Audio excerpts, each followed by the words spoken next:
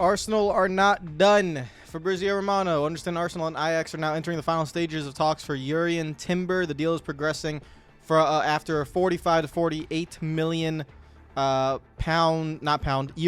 bid submitted on Monday. Parties are now getting closer, but still some points to be discussed. Very similar to actually the Declan Rice situation, except the price has not fully been agreed, but some reports in the Netherlands are saying that the price has been agreed. But again, similar to the Declan Rice situation, medicals have not been scheduled and all that good stuff. How's it going, everyone? Arsenal are signing more players. This one was expected. It is going down. I'm yelling timber. You better move. You better dance. Let's make the night that you won't remember. What's the rest of the lyrics? I'll be the one you something. You won't. I'll be the one you won't forget, I think is the lyrics. Okay, beautiful scenes. Thank you, Kesha. Please don't copyright strike me for trying to read lyrics. Now, I wanted to pull up this picture I saw, a potential starting 11. And, well, okay, well, this one was messed up, yeah, because they don't have an obvious one. Here we go. This is the potential one. A potential starting 11 because Saliba wasn't in the other one. Here's Saliba, Gabriel, White, Zinchenko, Ramsdale, Rice, Odegaard, Havertz, Martinelli, Jesus, and Saka. So, the front six is basically right. People are going to have to get used to this. This is where Havertz is going to play. And you're just going to have to understand that. I mean, he's not going to play in these three positions. He can play in these three positions. Again, there's going to be a lot of football, cup competitions, Champions League competitions, Premier League every 3 days.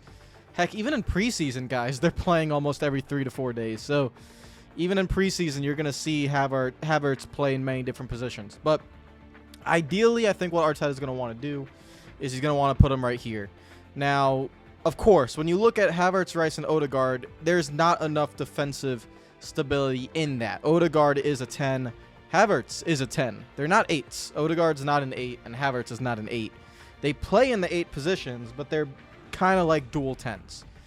Again, you got to think about Manchester City as much as you don't want to, but, you know, David Silva, Kevin De Bruyne, Bernardo Silva, Ilkay Gundogan, even Phil Foden sometimes playing in those positions.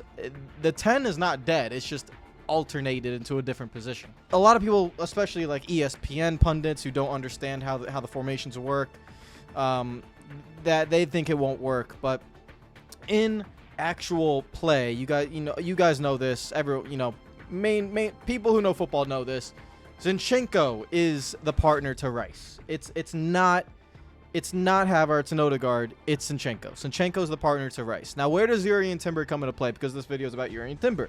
So, Jurriën Timber, again, great competition for Saliba and for Ben White, because let's be realistic. Saliba didn't have any competition last season. When he got hurt, everything fell off the rails. Even Ben White did not have really much competition. Tomiyasu never really outplayed him. Tomiyasu's also still injury prone as well. So, again, you need competition there. Saliba, White, and Timber, now that is competition. But one of the most important things I think that Arteta is looking at for Jurriën Timber as well, not only does it provide depth, not only does it provide competition, he could easily displace Ben White. I don't think he could displace William Saliba, but he could compete with Ben White for that right back position. But what he can do and easily make it more unpredictable is that he can flip his system. That's the one thing he can't do right now. He can't flip his system. So if you're looking at this system right now with Zinchenko moving into midfield, well, here's Zinchenko. Look at my mouse. I know you guys, small mouse, but Zinchenko moving into midfield with Havertz and Odegaard pushing up, it becomes a 2 or either a 3-2-5 or a 2-3-5. We see that all the time in build-up and blah, blah, blah. That's the system. It gets tinkered here and there. Now, you can flip it.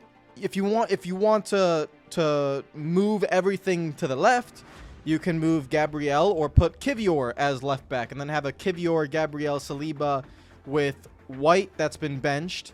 I apologize.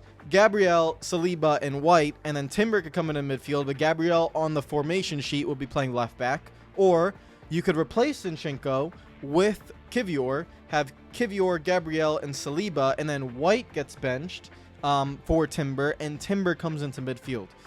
Basically, though, your left back and your right back are coming into midfield. Either one of them. Not both of them, but one of them. I don't think, unless he's going to try something crazy, I don't think Arteta is going to ask Zinchenko and potentially on the other side, Timber, to both come into midfield. There were certain games where that did happen. They build up in a 2-3-5.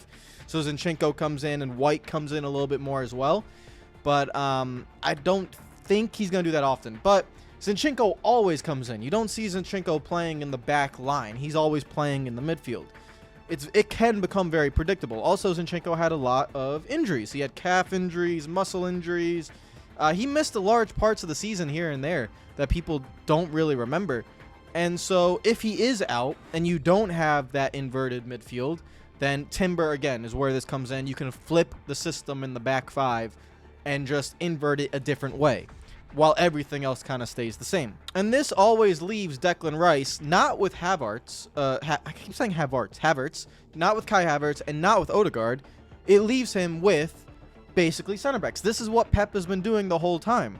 Pep has been doing what Arteta looked like he wanted to do last season when he was going after Lisandro Martinez. He wanted 4 center backs in the back 4. And then Pep just did the same thing. He was playing Rico Lewis for a little bit, but eventually he wanted to do that as well. Very similar thought process from Pep and Arteta. They have the same philosophies. They have the same mindsets.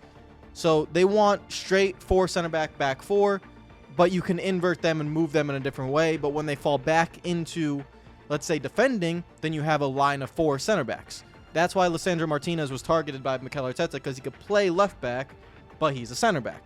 Same thing with Nathan Ake or Akanji, same exact thing. So what this does, the Jurriën Timber signing, is if Zinchenko is hurt or Arteta doesn't want to use him and wants more defensive stability. For example, when Tomiyasu played left back against Liverpool, at that moment Zinchenko was injured with that, I think it was a calf injury or a muscle injury or something. He gets the 4 center backs he wants. But if any one of those 4 center backs go down, then Rob Holding was your next center back available, and that wasn't enough, right? So now you basically have, if Timber does, they're coming to that agreement with Jurriën Timber, you have a lot more depth in those positions, because you have essentially 6 center backs, if all fit. You have Jurriën Timber, you have Benjamin White, and you have Tomiyasu. All 3 of those guys could play on the right. Well, 2 of them play on the right, and Tomiyasu can play on right and left. But 3 center backs that can play on the right side or left side on that defense. And then you have Gabriel, Saliba, and even Kivior, I would say as well, can play on as a left back, like a Nathan Ake left back, or a Lisandro Martinez left back, which was what Arteta was looking at. And we saw that in the final 2 games of the season as well, which was that happening. Also, Moises Caicedo being linked. He could have been that right back as well, but I think the finance is too high. I think if Arsenal and Arteta were going to sign Moises Caicedo, it was actually going to be for right back and then coming into the midfield.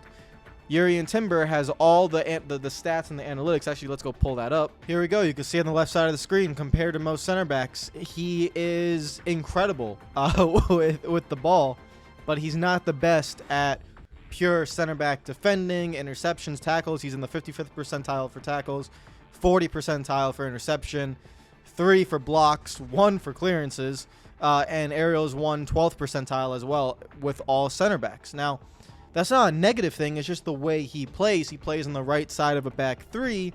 This is more of a midfielder. This is more of a center back becoming a midfielder. John Stones, Zinchenko, but Zinchenko's left back coming into midfield. Nathan Ake's left back, not also coming. John Stones. John Stones is the player that Jurriën Timber is really similar to. Very, very similar, because John Stones was a center back that is now essentially a midfielder. Pairs up with Rodri. You can have games where Jurriën Timber pairs up with Declan Rice. You can have games where Declan Rice's partner is Zinchenko. But that's the flip of the system I'm talking about.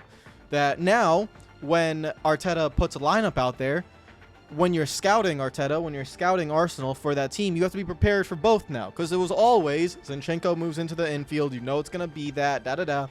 But when you have both of them and you don't know which one's going to play, or if both play, or whatever the situation might be, now you become very unpredictable. That's something Mikel Arteta has always stressed, was the unpredictability of his team. That's why this Jurriën Timber signing is so important, because he is essentially a midfielder. Progressive passes, 96th percentile. Touches in the attacking penalty area, 95th percentile. Again, compared to center backs. So he's really not a center back. Successful take-ons, 94th percentile. Progressive carries, 99th percentile. Progressive passes, 99th percentile. Pass completion, 99th percentile. Passes attempted, 99th percentile. Shot creating actions, 97.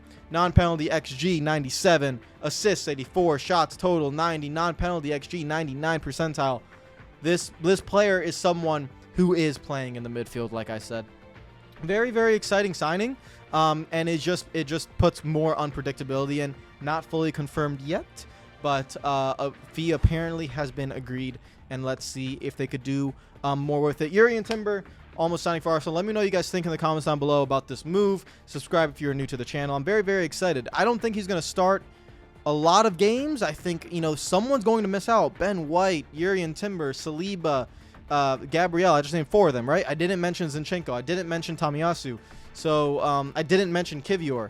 There's a lot of positions there in that back line, and there's a lot of games that have to be played. So it's competition.